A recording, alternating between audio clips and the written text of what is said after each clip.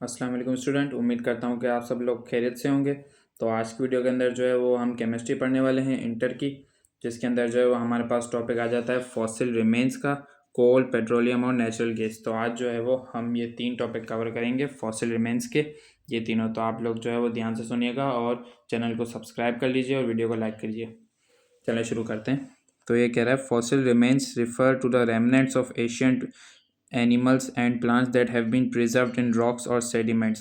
इसका मतलब ये है कि फॉसिल रिमेन्स उनको कहा जाता है जितने भी एंशियंट एनिमल्स या प्लांट्स है, जो कदीम दौर के मतलब पुराने जितने भी एनिमल्स और प्लांट्स थे, वो जब मर जाते हैं तो उनकी बॉडी को दफन किया जाता है और वो जो उसके बाद उनके सेडिमेंट्स खुद कुछ रॉक नुमा स्ट्रक्चर बन जाती है और कुछ ज़र्रे बन जाते हैं, उनका ही बताया गया। These remains can include bones, teeth, shell imprints of leaves and other plant parts. ये जो जितने भी हमारे पास रिमेन्स आ जाते हैं, जो भी पार्ट्स आ जाते हैं, उनमें एक बोन आ जाती है, एक टीथ और कुछ है ना लीव्स, कुछ शेल इम्प्रिंट्स होते हैं लीफ के, वो आ जाते हैं। ऐसे ही जो हमारे हड्डियाँ हैं, दांत हैं, इन सब का ही बताया गया है कि जो है वो जब प्लांट्स एनिमल्स ये दफन हो जाते हैं तो उनके बहुत सालों बाद जो है वो उनके जितने भी रिमेन्स ये बचते हैं, उनको हम फॉसिल रिमेन्स कहा जाता है। And provide important clues about the history of life on earth. और ये जो है वो एक काफ़ी हिस्ट्री ऑफ लाइफ भी बताती है अर्थ के अंदर।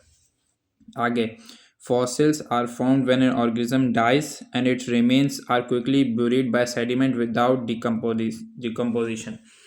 ये लाइन समझने वाली है कि फॉसिल्स जो हैं वो उनको कहा जाता है जो ऑर्गेनिज्म मर गया हो और फिर उसके बाद उसके जो रिमेन्स हैं वो क्विकली जो है वो उनको दफना दिया जाए, मतलब जो मर गया हो जो भी ऑर्गेनिज्म है उसको दफना दिया जाए। उसके बाद डिकम्पोजिशन के बिना ही जो है वो उनके सेडिमेंट्स निकाले जाएं, वो ज़र्रों में तब्दील हो जाएं, उनके जो रिमेन्स होते हैं उनको फॉसिल रिमेन कहा जाता है। उसके बाद आगे है कि the buried remains become compressed. जो रिमेन्स होते हैं वो कंप्रेस्ड हो जाते हैं और the organic material the remains slowly transform into fossil fuel. जो ऑर्गेनिक मटेरियल जो भी बचता है वो स्लोली फॉसिल फ्यूल में तब्दील होना शुरू हो जाता है, leaving behind the minerals of the rock. और मिनरल्स जो रॉक के होते हैं उनको पीछे छोड़ के। Fossil fuels are non renewable energy resources. ये पॉइंट बहुत ज़रूरी है कि फॉसिल फ्यूल्स जो है वो नॉन रिन्यूएबल एनर्जी रिसोर्सेज होती हैं। The 3 main types of fossil fuels are coal, petroleum and natural gas. जो 3 मेन टाइप्स हैं फॉसिल फ्यूल की वो हैं कोयला, पेट्रोलियम और नेचुरल गैस। कोल कोयला हो गया, पेट्रोलियम जो हमारे पास पेट्रोल जो यूज़ होता है, और जो है वो नेचुरल गैस जो हमारे चूल्हों में पाई जाती है जिससे कुकिंग होती है। अब आगे चलते हैं। अब आगे कोल का बता रहा है कि coal is a plant derived black mineral. ये कोल जो है वो प्लांट से निकला हुआ एक ब्लैक मिनरल है, जैसा कि आप सब लोगों को पता है, सबने यूज़ किया होगा।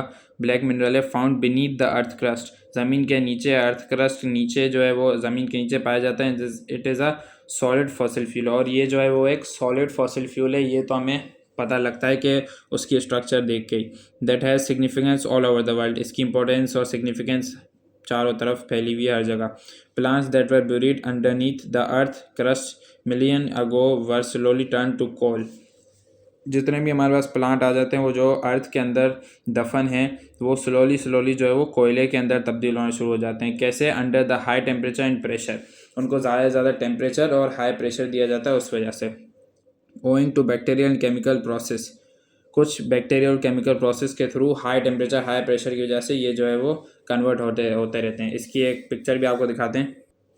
इसमें जैसे पता लग रहा है कि इसमें कोयले की एक मिसाल है पीट। वो पीट जो है वो लिग्नाइट के अंदर कन्वर्ट हो रहा है हाई टेम्परेचर और हाई प्रेशर में। फिर वो लिग्नाइट जाके बिटुमिनस में कन्वर्ट हो रहा है हाई प्रेशर हाई टेम्परेचर में, और फिर ये एंथ्रासाइट में। ऐसे ही हाई प्रेशर और हाई टेम्परेचर की मदद से कोयले जो है वो आपस में तब्दील हो रहे हैं। अब आगे चलते हैं।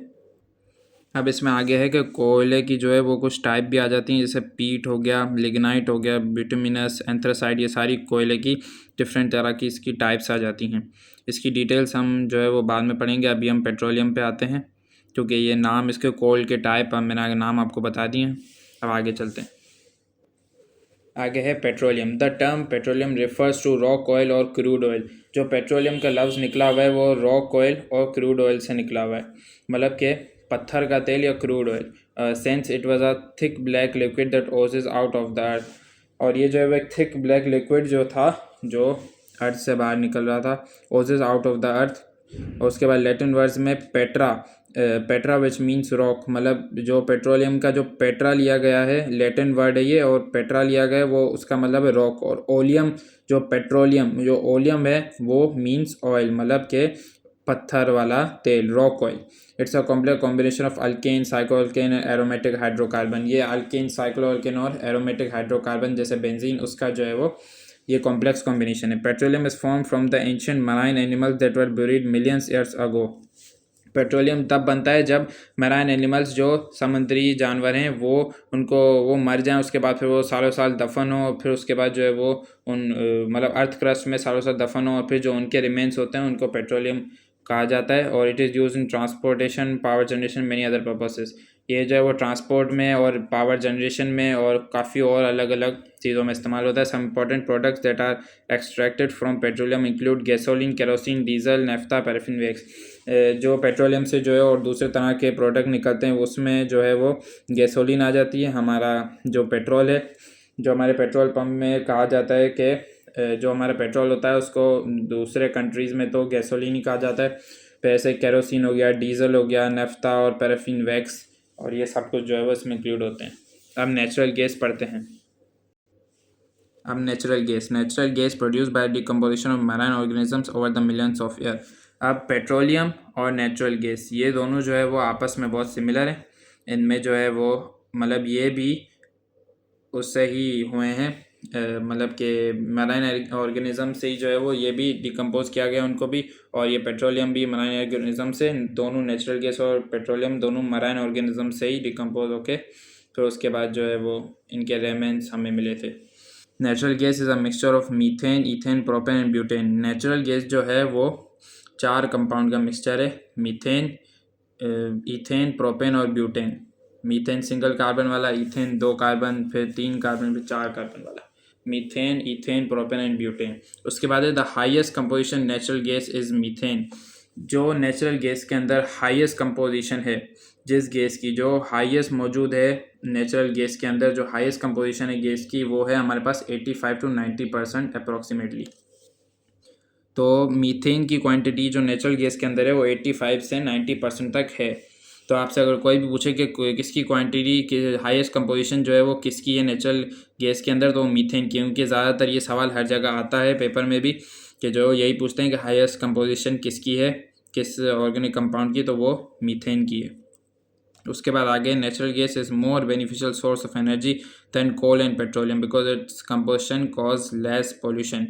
नेचुरल गैस को जो है वो बेनिफिशियल सोर्स ऑफ एनर्जी माना जाता है क्योंकि कोयला और जो पेट्रोल है उससे उसकी निस्बत से ये जो है वो पॉल्यूशन कम कॉज करता है। इससे ज़्यादा पॉल्यूशन इन्वायरमेंट में नहीं फैलती, पॉल्यूट कम होता है इन्वायरमेंट, इस वजह से जो है वो इसको कहा गया है कि ये लेस पॉल्यूशन कॉज करता है। The initial discovery of natural gas in Pakistan dates back to 1952। जो इनिशियल डिस्कवरी हुई थी नेचुरल गैस की पाकिस्तान के अंदर, वो अगर हम उसकी डेट को देखें थोड़े मतलब के ज़्यादा साल पीछे जाएं तो 1952 के अंदर हुई थी, when it was found in the सुई एरिया ऑफ बलूचिस्तान। जो आज हम कहते रहते हैं सुई गैस वो सुई एरिया बलूचिस्तान का है, वहाँ से जो है वो निकाली गई थी। सब्सिक्वेंटली नेचुरल गैस डिपॉजिट पर also identified in Khairpur and Ghotki district in the province of Sindh. कुछ नेचुरल गैस के जो है वो डिपॉजिट हमें जो है वो खैरपुर और घोटकी डिस्ट्रिक्ट में भी मिले थे, प्रोविंस ऑफ सिंध में से। तो अब जो है वो हम समरी कर लेते हैं कि कोयला जो है वो सॉलिड फॉसिल फ्यूल है और बीनीथ अर्थ क्रस्ट पाया जाता है। और जो है वो कोयले की बहुत सारी किस्म है अलग अलग तरह की, जैसे कि पीट, लिग्नाइट, बिटुमिनियस, एंथ्रासाइट। ये जो है वो हाई टेम्परेचर और हाई प्रेशर पे जो है वो कन्वर्ट होते रहते हैं। उसके बाद पेट्रोलियम है, रॉक ऑयल या क्रूड ऑयल उसको बोला जाता है। और जो है वो Petra means rock, oleum means oil. तो पेट्रोलियम ये है, और वो कॉम्प्लेक्स कॉम्बिनेशन है किसका, अल्केन, साइक्लोअल्केन और एरोमेटिक हाइड्रोकार्बन। और इससे जो हमें चीज़ें मिलती हैं वो गैसोलीन, केरोसिन, डीजल और वैक्स वगैरह सारी चीज़ें मिलती हैं। और नेचुरल गैस का यही है कि नेचुरल गैस के अंदर ये पॉइंट आप लोगों ने याद रखनी है कि नेचुरल गैस के अंदर हाईएस्ट कंपोजिशन जो होगी वो मीथेन की होगी, 85 to 90%। ये पॉइंट बहुत ज़रूरी है, याद रख लें। और पाकिस्तान के अंदर 1952 के अंदर जो है वो अगर हम डेट बैक करें तो सोई एरिया में बलूचिस्तान के नेचुरल गैस पाई गई थी। तो यही था आज के लिए स्टूडेंट्स, उम्मीद करता हूँ कि आप लोगों को समझ आया होगा। अगर समझ आया तो चैनल को सब्सक्राइब और वीडियो को लाइक कर दीजिएगा। मिलते हैं कोई और वीडियो में कोई और लेक्चर के साथ, तब तक के लिए अल्लाह हाफिज़।